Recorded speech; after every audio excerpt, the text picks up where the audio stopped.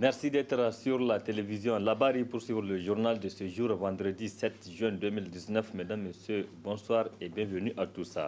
Cette brève pour débuter ce journal et c'est une bonne nouvelle pour le Niger qui est désormais membre non permanent de l'Organisation des Nations Unies ONU pour la période 2020-2021. Et c'est au titre de la zone Afrique. Le vote a eu lieu donc cet après-midi avec 191 voix pour sur 193. Le vote s'est déroulé lors de la 88e Assemblée plénière à New York. Nous y reviendrons plus en détail certainement dans nos prochaines éditions. C'est l'une des conséquences de la loi de finances 2018. Donc, je le disais, c'est l'une des conséquences de la loi de finances 2018, notamment les prix des vulgarisateurs, en tout cas, qui ont connu une certaine hausse. Et les prix des prestations ont grimpé de 300 francs pour les engins à 2 roues à 500 francs et de 500 francs à 1000 francs pour les véhicules. C'était là donc un reportage signé Asma Oseidou et Aboubakar Soleil. La vulcanisation, un métier qui a le vent en poupe à Niamey où leurs ateliers sont un peu partout dans la ville. Ce métier noble est généralement exercé par les étrangers. Cette activité est aussi affectée par le virus de la loi de finances. En effet, le prix des coulages a connu des hausses soit de 300 francs à 500 francs pour les engins à 2 roues et de 500 francs à 1000 francs pour les véhicules. Avec l'évolution des choses, avec l'allure qui se passe aujourd'hui, on est là, on voit que bon, donc forcément il faut qu'on cherche à augmenter un tout petit peu. Vous voyez, donc effectivement, si on a augmenté, c'est pas quelque chose qui est un peu de grave parce qu'on voit que on a commencé d'abord même par la pression de l'air. Parce qu'on donnait l'air, surtout pour les motos, là c'était à 50 francs. Et juste après, par la demande des militants du syndicat, ils ont demandé que bon, il faut qu'on ramène la pression à 100 francs. Ouais. Donc on a amené ça à 100 francs. Ça, c'est pas une décision, puisque c'est une décision qui a demandé une réflexion. On s'est entendu, bon, et puis on a augmenté ça. Bon, après, on a bien regardé sur les travaux comme nous sommes en train de faire. Bon, on a vu que bon, qu'est-ce qu'il faut faire? Donc il faut aussi voir s'il faut augmenter un peu d'argent. Donc on a augmenté d'argent. Bon, je sais que ça n'a pas encore pris l'ampleur parce que depuis qu'on a augmenté là, on ne fait que travailler comme ça, bon, pour voir si vraiment ça va donner quelque chose. Voilà pourquoi. Et quelle est la raison qui nous a poussé aussi à augmenter sur le prix? Parce que d'abord, il y avait une location, la location qui est là, et l'électricité qui a pris le coup, l'eau qui a pris le coup, et vraiment aussi avec ce que nous consommons dans la vie. Et on a vu aussi que, bon, vraiment, avec l'évolution du monde là, donc il faut que nous aussi on cherche à faire quelque chose. Donc c'est la raison pour laquelle on a augmenté légèrement sur le prix des tarifs. Malgré l'augmentation du prix du coulage dans certains endroits, dans d'autres, ils sont restés inchangés, nous confirme ce client. Aikin nasu alhamdulillah mun ji daɗi paske kullum muna da motoci mun hito daji wurin shi muke kole paske yana da sauki. Irin wannan ƙarin da mutane ke yi gari mu zo wurin shi babu wannan ƙarin saboda shine muke so mu kawo aiki yanzu ma yayi mana kole. Je suis vraiment satisfait de leur travail. Ici, quand même, le prix n'a pas changé. La moto est à 300 francs et le collage du pneu du véhicule à 500 francs.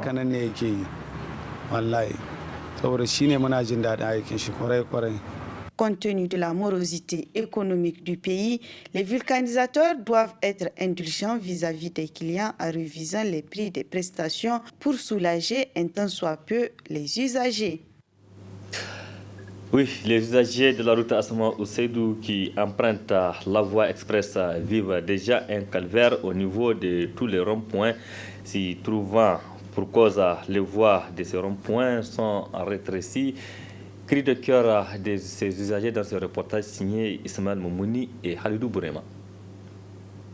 Le Niger va accueillir en juillet prochain le sommet de l'Union africaine. C'est dans ce cadre que le président de la République, Issoufou Mahamadou, a initié des travaux de construction de la voie express reliant l'aéroport international Diori Hamani à la ville de Niamey. Cependant, les différents ronds-points construits sur le tronçon causent beaucoup de désagréments aux usagers.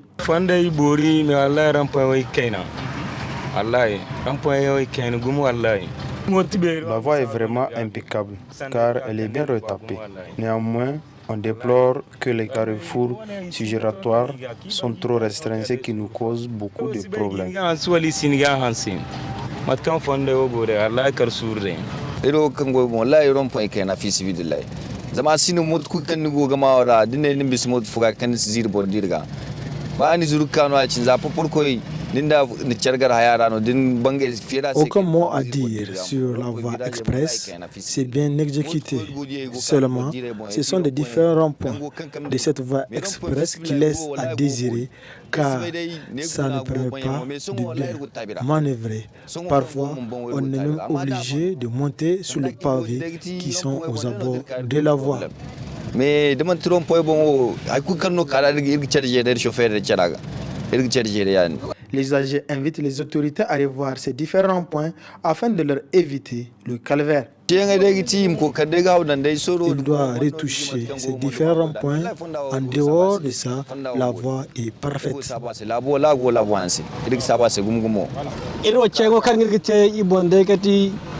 Vraiment, les autorités doivent revoir ces différents ronds-points situés sur la voie express. Pourquoi ne pas les élargir afin de permettre la fluidité du trafic routier et cela pour le plus grand bonheur des usagers.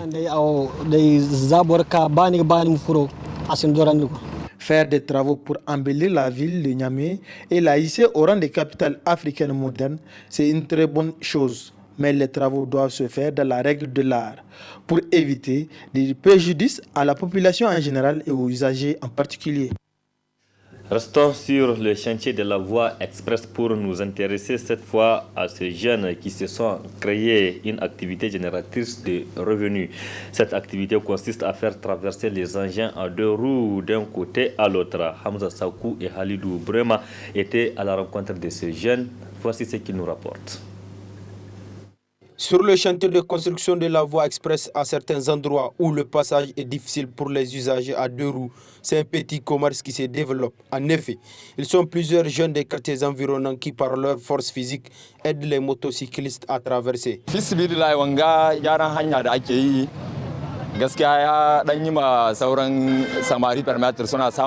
On arrive à avoir gain de cause à travers cette activité que nous menons. Seulement, on déplore l'arrestation de plusieurs de nos camarades par la police. Par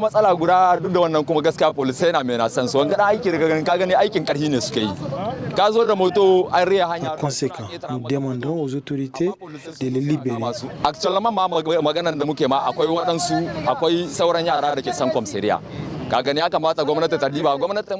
Afin qu'ils puissent continuer cette activité qui les permette de gagner leur pain.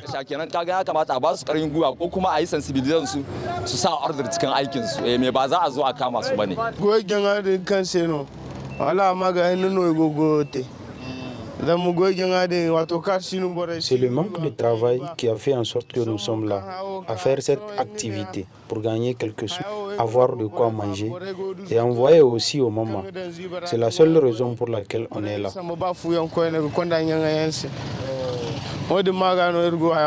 Par rapport à cette activité que mènent ces jeunes, la vie des automobilistes diverge. Imaginez voir quelqu'un qui met des milles dans sa moto pour faire ses demi-courses. D'ici tel là, il ne peut pas aller faire grand tour jusqu'à Mouv ou bien rond-point 6e pour contourner, venir tout près ici, Skadri ou bien GG13. Vous voyez? Je ne trouve pas ça du tout logique, dans la mesure où vraiment il y a des risques à éviter. Plus précisément, il y a des voitures qui passent de temps à autre. Donc ici, c'est la voie là, vous allez constater peut-être par jour, peut-être 3 à 4 accidents par jour, parce que c'est notre quartier. Donc vraiment, nous, on n'a jamais passé par là, mais quand même, moi, je ne trouve pas ça du tout logique. Et que vraiment, l'État doit prendre des mesures pour suspendre ces genres d'activités. Ces jeunes n'ont pas baissé les bras et à travers cette activité, ils gagnent leur vie avec leurs biceps de manière honnête. Autre aspect de cette édition, c'est un constat au Niger, le problème d'alternance au niveau des associations, syndicats et même des partis politiques se pose. Une pratique qui est à la base des problèmes de la gouvernance politique au Niger, estime l'acteur de la société civile El Haja Idi Abdou. Pratiquement dans toutes les associations, qu'elles soient politiques, qu'elles soient associatives, c'est une sorte de l'inamovibilité des chefs. Ça relève effectivement de notre véritable problème. C'est là où se trouve, c'est là où réside le véritable problème de la démocratie nigérienne.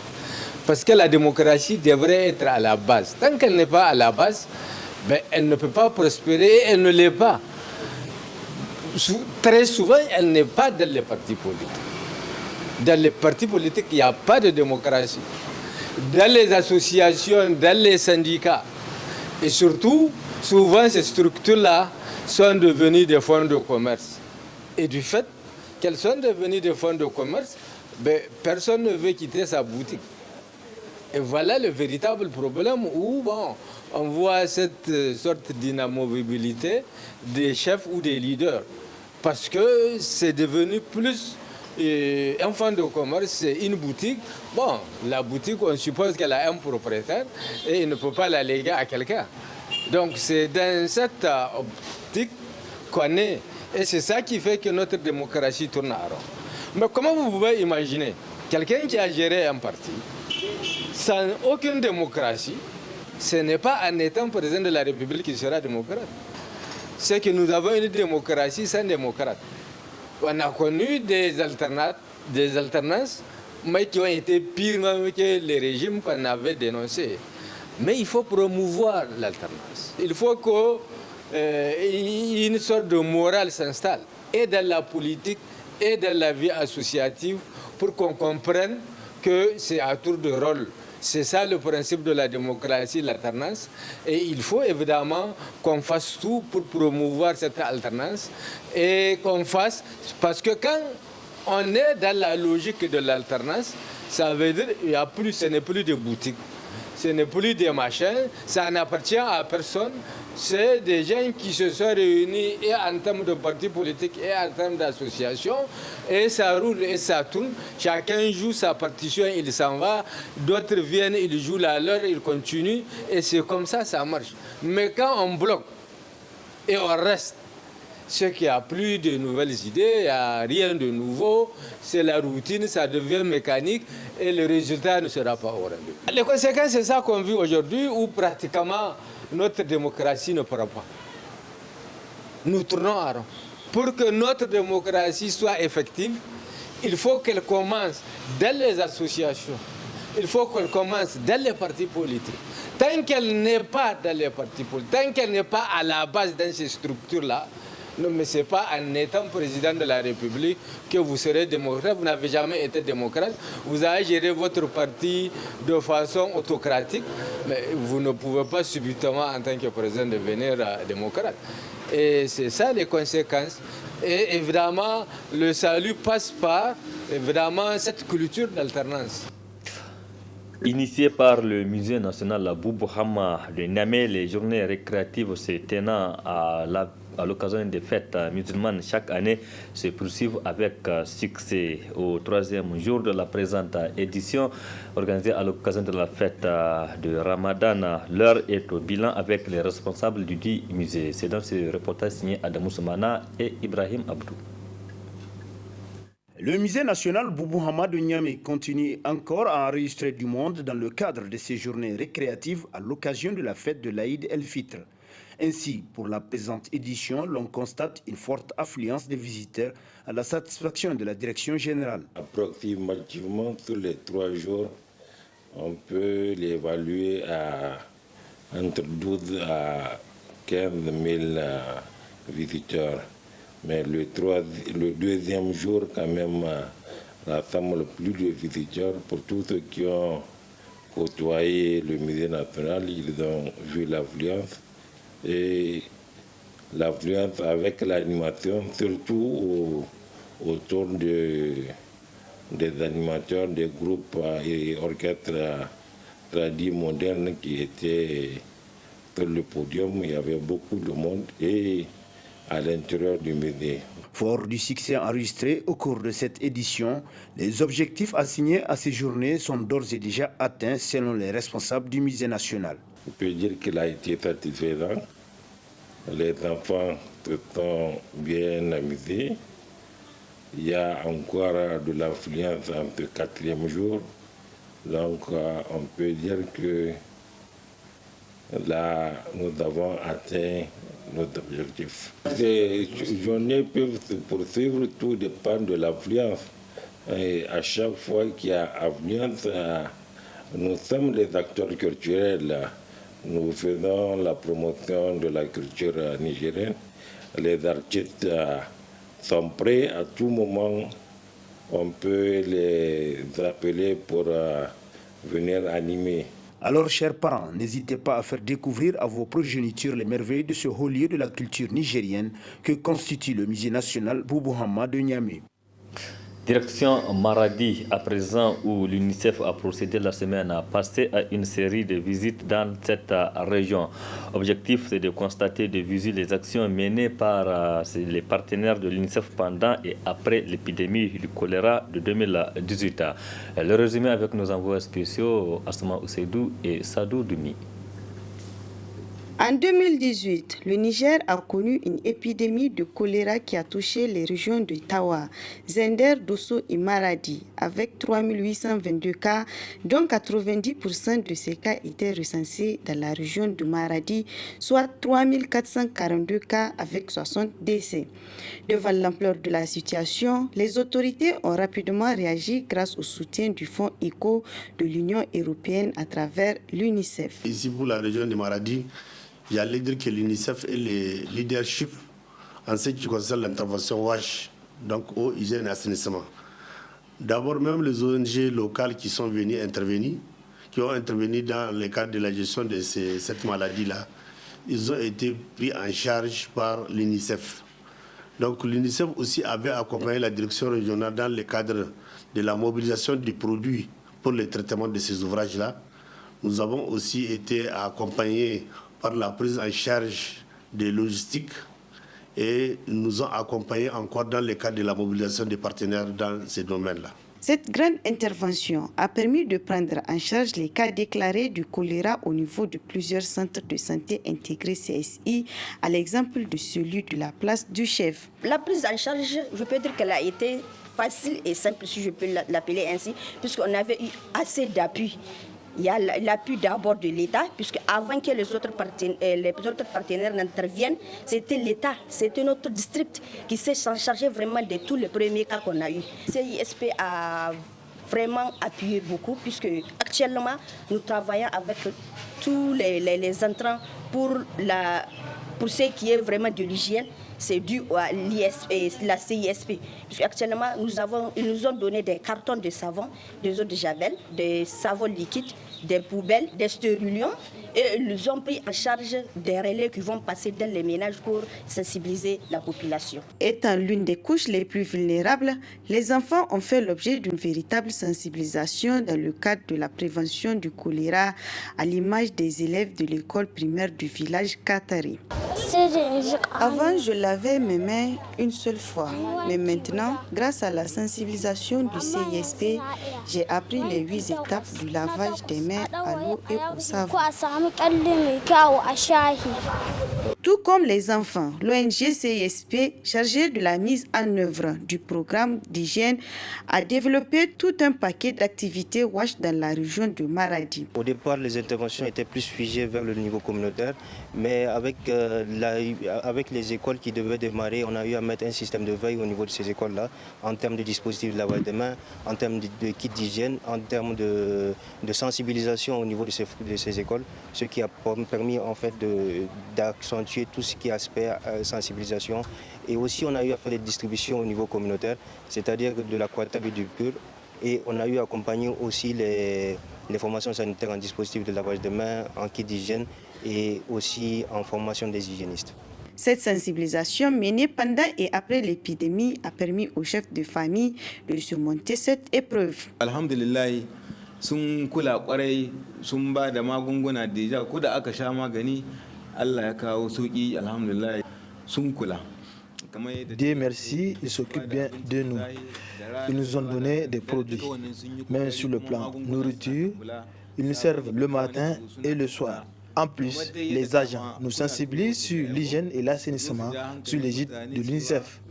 Idan yaro zai ci abinci a wanke mashi hannuwa kuma a samu sabuni in ya hito daga makewayi ya zama ya samu sabuni sun yi ta zuwa kan suna gargadin mutane bisa kula da tsafta share muhalli kalkashin UNICEF to suna wayan ma mutane kai bisa ga ayi tsafta.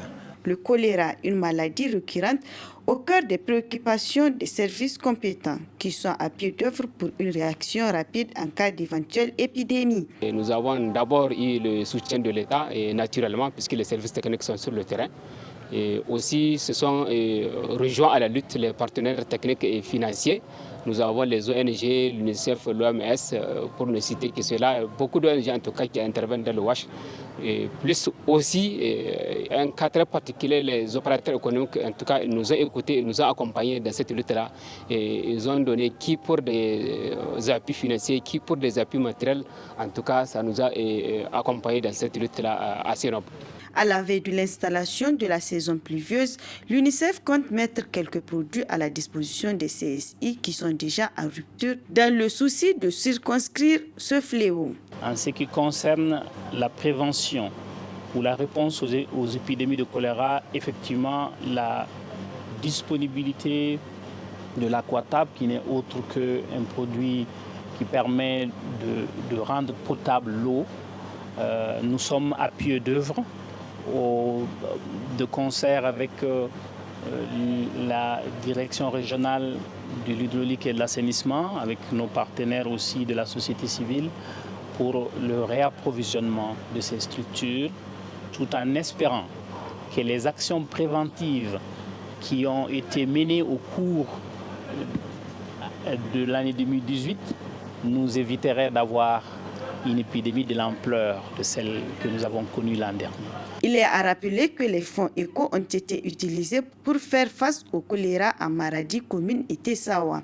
Et les fonds SERF qui servent aux travaux d'hygiène et d'assainissement dans le département de Madarumfa, des travaux qui malheureusement n'ont pas été visités pour des raisons de sécurité. Merci Assama Ousseidou. Point final de cette édition. Merci à vous de l'avoir suivi. Restez en compagnie du programme de la télévision. Au revoir et excellente nuit à toutes et à tous.